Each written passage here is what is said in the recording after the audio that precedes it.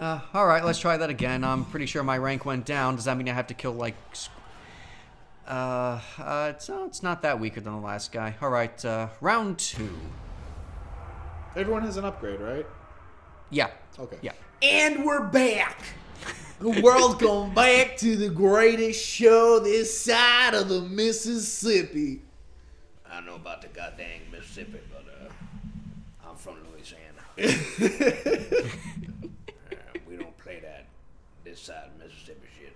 I would say with a voice that deep, you might want to lean forward a little bit more. In Yeah, the future. that didn't really work. So I don't, well. maybe we caught it. That was my southern. That was my southern moonshiner accent. Whatever.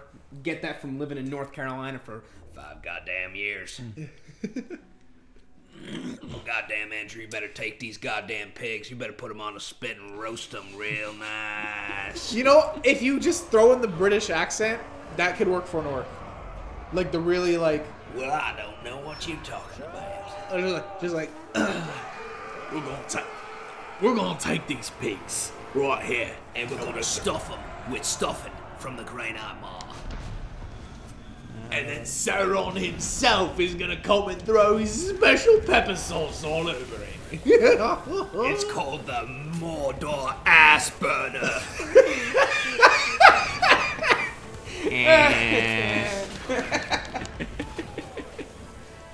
Okay. That's what we should have did to them damn halflings. Just ass burn them in the Mount Doom. You can hear this screaming for miles around. They scream like little pigs. Piggies. He looks so derpy. Like, He does. when He he- does. like, that's not how he usually looks like. This guy literally said nothing. But if I don't want to spoil why. But you know what I'm trying to figure out? I'm trying to figure out if that's a crown he put on his head or if those are horns growing out of his head. The orc?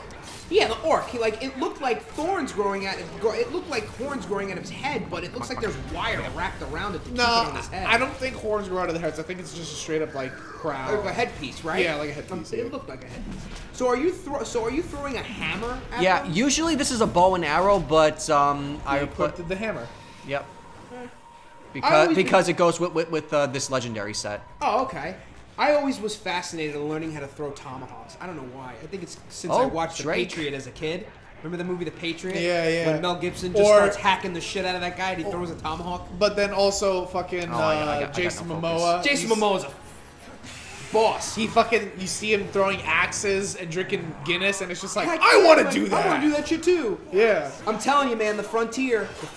If you want to see I've Jason actually Momoa, been watching Turn, Washington Spies. It's really good. I told you, man. Turn is a great show, and you know what? It ends on such a very heartwarming note. Like the whole series. Oh, the series is over. Yeah, the series is over. Okay, so all the seasons up is All the seasons okay. up are everything you get. But you know what the thing about it is that it ends on such a really warm, like, emotional note. It's so nice. That's good. Yeah, it is. It is. The character, the actors they chose for the people that they had, for the characters was very well done. The man they chose for General George Washington was very good.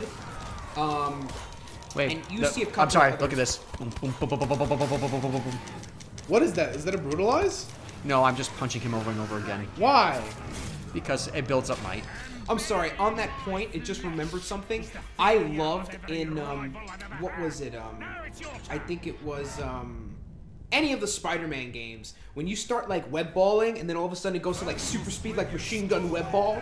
I don't know if you guys remember that, but it was insane. It was like Spider-Man. I think it was like the Spider-Man the second movie game. I think it was. Oh, I have a played- story And for you just kind of, it's either the punches or it's like the web balls, and it kind of goes like machine gun man, status. I have a story for you. All right, yeah? so back in elementary school when Spider-Man 2 came out for me and when the Spider-Man 2 game came out, right? Uh-huh. I had an after-school program, right? And in the first couple of years, we didn't have any video games. It was just like, if you bring a toy, or you get a toy, blah, blah, blah, right? But then eventually there's like, okay, so we're going to have game systems now. And it's like, oh, fucking fantastic, game systems.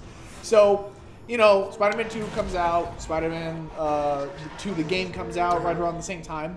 And everyone was just fucking memeing about how Peter Parker was so emo, right? So what we would do is we would climb to the top of the Empire State Building. And this is really insensitive now, but we found it funny back in the day. And you would jump off the Empire State We would Building. be like, Mary Jane, why don't you love me? And then we would jump off. But here's the thing. We kind of made a score of it, where it's like, if you can hit the street, or the farther you can hit the street, the higher the score you get. But if you land on one of the upper terraces of the Empire State Building itself, you get less points. Yeah. So if you could hit the street and nothing else, higher points. I did that shit all the time by myself. I did that stuff all the time. But you know what I used to do? I used to jump off so that he literally would swan dive into it and then hit the street. That was hilarious. And you know, physics aside, when he hits the floor, he just kind of like just kind of bounces. Yeah, he just kind of bounces. Where it's like in real life, he would have just been all over the place. Yeah, he would have splattered. That's the thing about movies too that you see. It's like, when you see like movies and TV shows where somebody throws himself off like a building and lands on a car or something like that, I'm like, that's not entirely accurate. Well, I mean, thankfully, a lot of the movies and shows I've seen is that they don't fall high enough for that shit to happen. Yeah, but even if they do fall high enough, it's like they never show it. Like I remember in one of the shows I like to watch, Blue Bloods. I don't know if you know about Blue Bloods. Yeah, you told me a lot of times. This lady jumps off like the 13th or 15th floor of a building. That's really high. Lands on a car, and she's complete. Her body is completely intact, and all you see is like a little bit of blood coming out of her mouth and her eyes. Physically impossible. You know what I'm saying? That's like, no. No. That's not gonna happen. And then it's like the roof, just the roof is like slightly indented. I'm like, no, she would have went all the way to the freaking the floor of the car easily.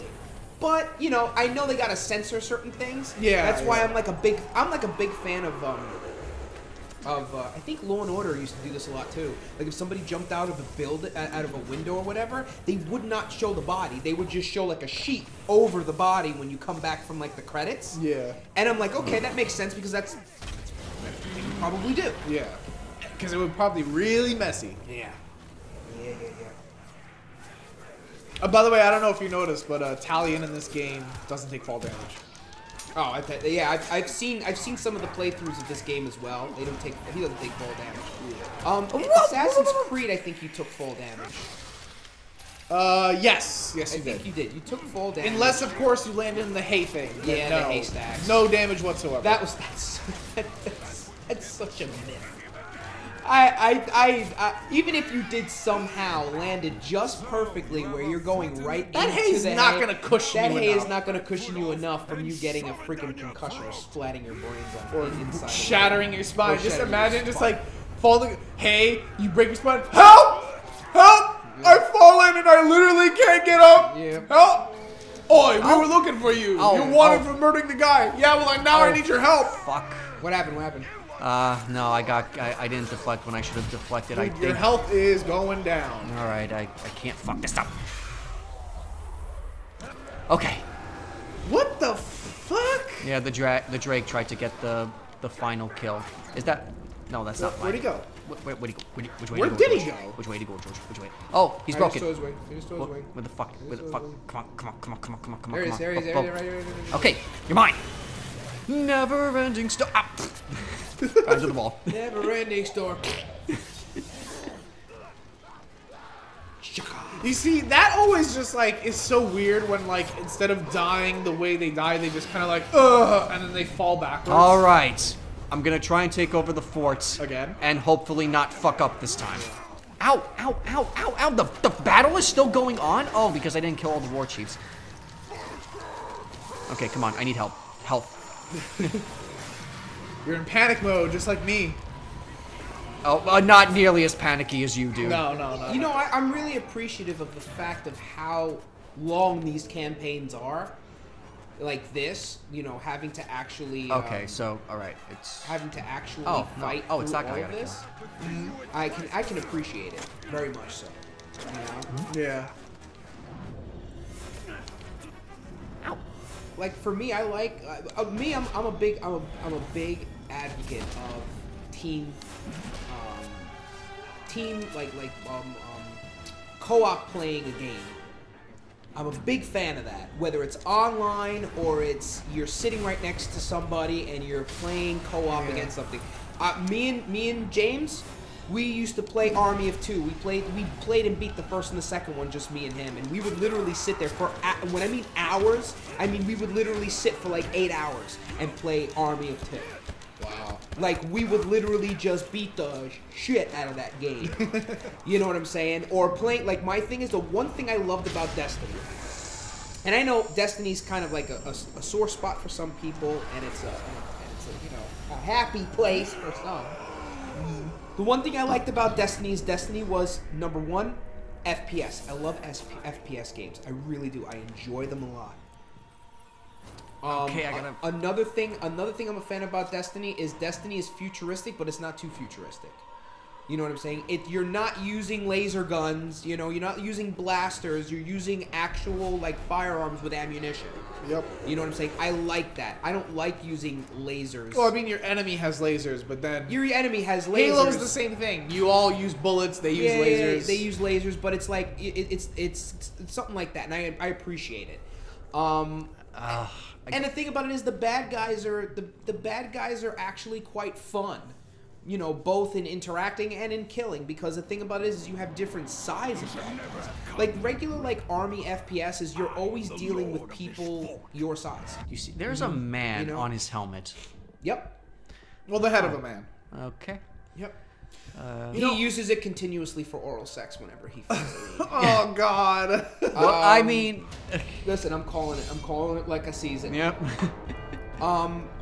But like for me, like that was my one big thing about it. And then going back to Neverwinter Nights, you can co-op in that game. And the great thing about Neverwinter Nights is it's free. You don't have to pay for it. You know what I'm saying? That's the great thing about Neverwinter. And I got it on mine, and I actually put. You remember Faradir, my Archer Ranger? I put him in the game. Oh, nice. So for me, it's like I'm playing as probably out of all my D&D characters I've ever made, he's my absolute favorite. And now that I play, and I haven't played Neverwinter Nights too much because, I've been focusing on Skyrim. Where's the war chief? Where's the war chief? Oh, there he is. Right there. Okay, get off your Karagor. What was I gonna say?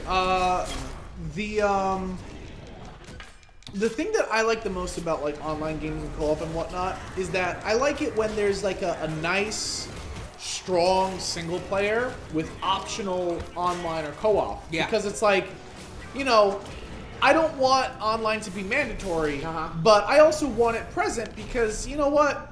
Sometimes shit gets lonely, Yeah, absolutely. But then again, at the same time, it's like I also love those RPG games where you are offline and fuck everyone else. Yeah. You're just playing your story. You know? That's why I didn't get the first Battlefront, because the first Battlefront was all PvP, and I'm not a big fan of just playing a game for PvP. I know I have a lot of friends who love just playing Call of Duty for the PvP. I'm like, I need a campaign, I need a story, I need something that'll engage me. Because I don't know if you remember a while back. Oh, come on. He tried to eat him, and then he pushed the Karagor off. Jesus. Let me see. Are you gonna defy death? Places. I'm a much better. Oh, come on. He's gonna defy death, really? Damn. Oh, no, he's not. Oh, okay. okay. All right. Sometimes you can tell if they're gonna defy death based on That's always a great what way they to kill say. somebody. Ooh, that was nice. Yep. See, that is another thing I can appreciate. Now you have two heads to have oral sex with. Exactly. One's cold and the other one's a little bit warm. I was like 40 seconds off of And getting the bigger. gold. Yeah. I wonder if is the the other head still on that head. Yeah. All right. We win. Yeah. Sometime in this story that you play, he'll give a big speech. But what me and Jason can't figure out is how people are able to hear him from all the way up there. Yeah, right? We have taken this fortress! I said we've taken this fort in the name of the... Fuck it. Can you understand what he's saying? I can't hear a word he said. Oh, hold up! Bossman sending a text. We won the fort, guys. We won the fort! Woo!